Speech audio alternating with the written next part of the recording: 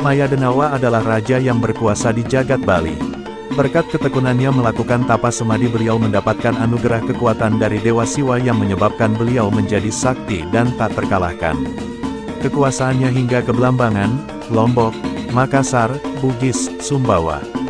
Kekuasaannya membuatnya menjadi semena-mena, sombong dan angkuh, dan perlahan-lahan mulai menghancurkan jagat Bali. Upacara keagamaan pun mulai ditinggalkan rakyat, alih-alih menyembah Tuhan, rakyat diperintah untuk menyembah dirinya. Kelakuan Mayadenawa yang meresahkan itu, sampai ke telinga seorang pendeta bernama Empu Sanggul Putih. Karena sedih melihat penderitaan rakyat, maka Sanggul Putih melakukan tapa semedi di Pura Besaki untuk memohon petunjuk kepada para dewa untuk menaklukkan Raja Mayadenawa. Kemudian diutuslah Dewa Indra untuk mengalahkan Mayadenawa. Terjadilah pertempuran sengit di antara kedua pasukan yang menyebabkan banyak korban jiwa berjatuhan.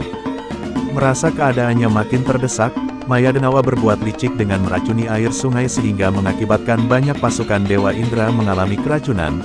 Namun karena kesaktiannya Dewa Indra menancapkan anak panah dan keluarlah air yang merupakan penawar racun, sehingga terselamatkanlah pasukan Dewa Indra.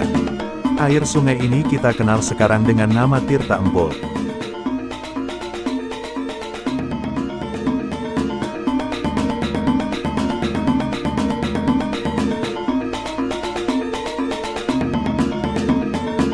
Parasurama Bhargawa. Parasurama bermakna Rama yang bersenjata kapak, sedangkan Bhargawa bermakna keturunan Maharesi Bregu. Parasurama dikenal sebagai awatara Wisnu yang keenam pada zaman Treta Yuda, yakni zaman di mana banyak para kesatria yang berperang, yang menimbulkan kekacauan di dunia. Dewa Wisnu sebagai pemelihara alam semesta, turun ke dunia untuk menumpas para kesatria tersebut, dengan peran sebagai seorang Brahmana berwujud angker yaitu Rama putra Jamadagni yang mempunyai putra yang tiada lain, Parasurama. Perwujudan ogoh-ogoh ini adalah lakon Parasurama dengan perawakan gagah dan angker dengan senjata kapak dan busur panah, yang merupakan perwujudan atau pemurtian dari Dewa Wisnu. Di atasnya terlihat perwujudan Dewa Wisnu yang sedang menurunkan sifat buta kalanya. Dalam wujud ilusi sedang menunggangi kendaraannya yaitu Garuda.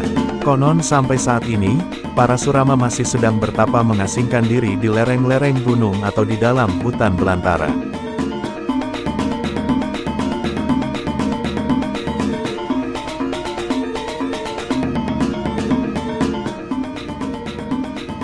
Semara Byuta, berarti cinta sejati menggelapkan pikiran, sehingga menemukan kesengsaraan.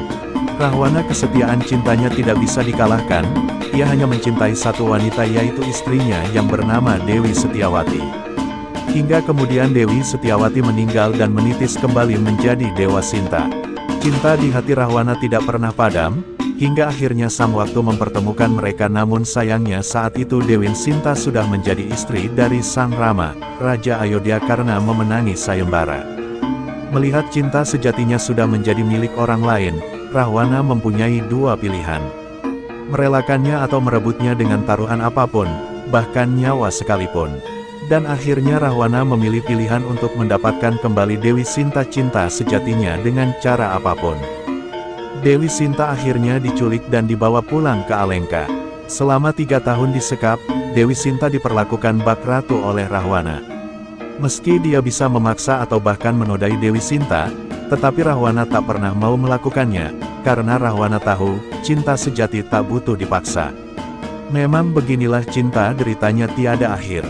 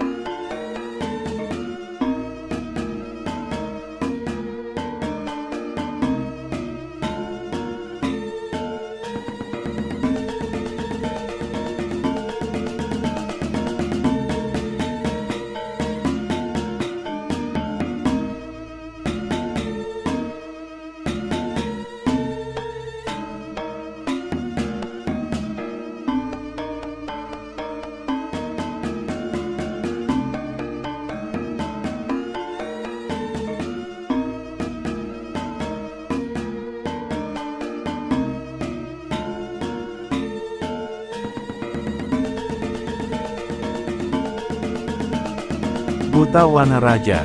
Di tengah peradaban manusia yang semakin masif, terlintas keserakahan manusia yang menjadi-jadi, serakah akan alam, membabat habis hutan, menanam beton, mengeksploitasi sumber daya alam secara membabi buta, tak peduli dengan makhluk lain yang butuh hidup dan penghidupannya, batas-batasnya telah terlewati, manusia terlampau congkak dengan kekuasaannya. Perawakan ogoh-ogoh ini menggambarkan, aku adalah wujud dari alam, sang penjaga alam belantara, aku bersayap tapi bukan burung, aku bersisik tapi bukan ikan, aku bertanduk tapi bukan kerbau, aku memiliki belalai tapi bukan gajah, aku berkaki macan, bertaring singa, bertelinga rusa. Aku muncul dengan segala amarah, amarah amuk dari energi alam, muncul untuk menjaga alam, alam yang telah rusak, hancur gundul dan kering tanpa kehidupan. Aku akan datang untuk menghukum manusia-manusia tamak, punya akal namun tak punya budi. Aku adalah akibat dari penyebab yang telah manusia rusak. Wana adalah rumahku, hutan yang memberi segala nafas, segala air dan segala pangan. Mari jaga alam kita.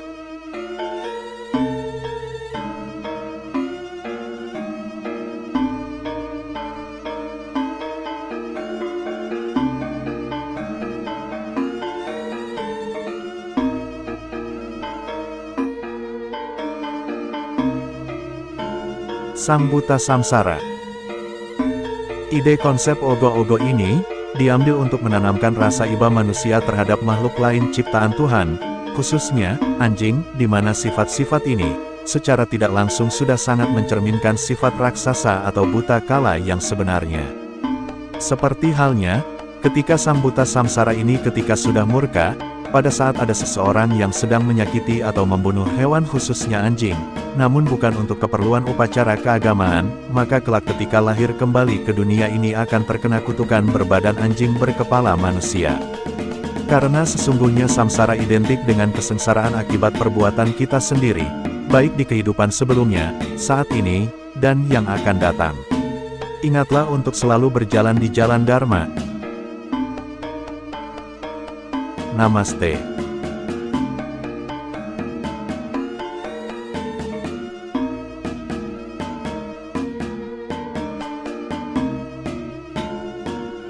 Buta Nawa Gempang.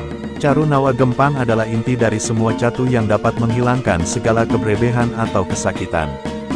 Caru ini adalah simbolis dari Dewata Nawa Sanga, yang menjelma sebagai Buta Nawa Gempang.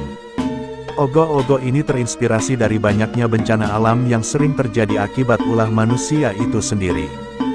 Hal kecil yang sering kita langgar adalah kebiasaan membuang sampah sembarangan, terlebih sampah plastik yang terbuang ke laut yang otomatis mencemari laut, merusak ekosistem laut, ikan banyak yang mati akibat sampah ini. Ketika alam sudah marah, ibarat tsunami maka disitulah Batara Nawa Gempang hadir, dalam Caru Nawa Gempang untuk menetralisir aura negatif menjadi positif di alam semesta ini. Pelajaran yang bisa kita petik dari ogoh-ogoh ini adalah, kita harus senantiasa meningkatkan kesadaran diri untuk sama-sama menjaga alam ini dari kerusakan akibat ulah kita sendiri. Jika alam sudah marah, maka bencana tidak akan dapat kita hindari.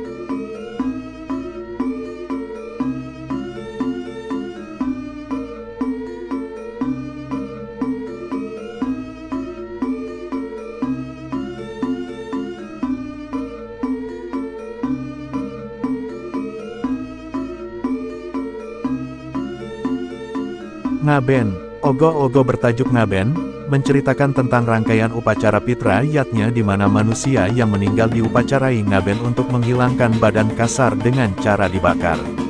Manusia yang telah meninggal akan menjalani proses selanjutnya untuk mempertanggungjawabkan hasil perbuatannya selama menjalani kehidupan di dunia. Sang pencatat yaitu Sang Suratma, Sang Jogormanik yang mengadili Atma berdasarkan catatan karma yang diperbuat oleh manusia di dunia.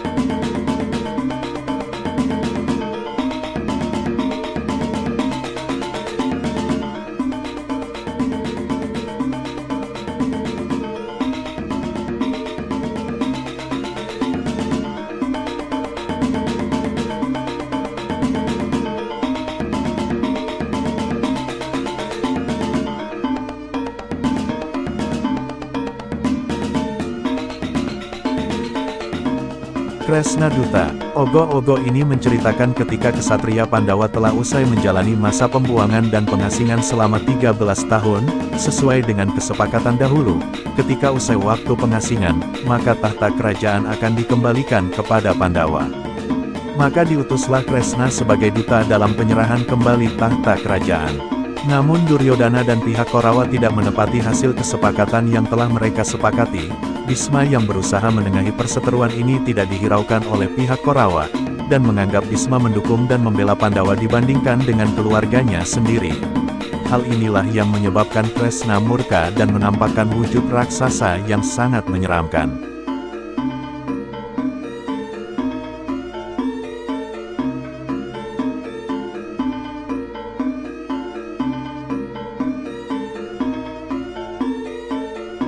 Aras Jiomaya adalah ajian tingkat tinggi dalam dunia ilmu magik. Untuk menguasai ilmu ini, diperlukan usaha yang tekun, belajar yang keras, ketahanan dan kesabaran tingkat tinggi. Orang yang tak pernah belajar dan lugu juga bisa mendapatkannya. Dia adalah Nigaru. Dari histori kisah hidupnya yang dilanda sakit hati dan suatu ketika tertidur di kuburan, akhirnya ia mendapatkan anugerah ilmu, Aras Jiomaya.